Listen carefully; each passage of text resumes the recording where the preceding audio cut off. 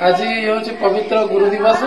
आज आम विद्यालय आम विश्वगुरु डॉक्टर सर्वपल्ली राधाकृष्णन फटोचित्र गंध एवं माल्य प्रदान कलु एवं आमर जो उपस्थित ये आमर जो अतिथि माने से माने किछि छोट छोट छात्र छात्री मान किछि माने आशीर्वचन प्रदान कले एवं छोट छोट कोमलमती बालक बालिका माने तांकर गुरु दिवस किछि किछि अभिभाषण रखिले एवं एइभली भाबरे परवर्ती समय आमे उपस्थित थिबा समस्त आमर जो ई ग्रामर समाजसेवी एवं ए ग्रामर ग्रामवासी वृंद से माने किछि किछि मध्य अभिभाषण देले आमे सेमानंको परिशेष रे धन्यवाद अर्पण कलु। एइभली भाबरे आजिर सभा कार्यटी आमर परिसमाप्ति।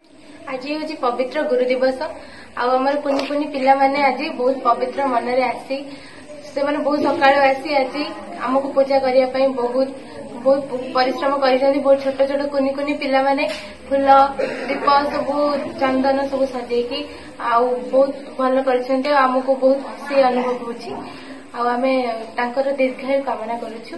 पिला माने एमती भविष्य बहुत उज्जवल हेबो और बहुत भल मଣିଷ। गुरु दिवस जमी पूजा हवा कथा से डाकी आमर सब वर्ष गुरु दिवस डाकती भाइस चेयरमैन समस्त डाकती सब आसती।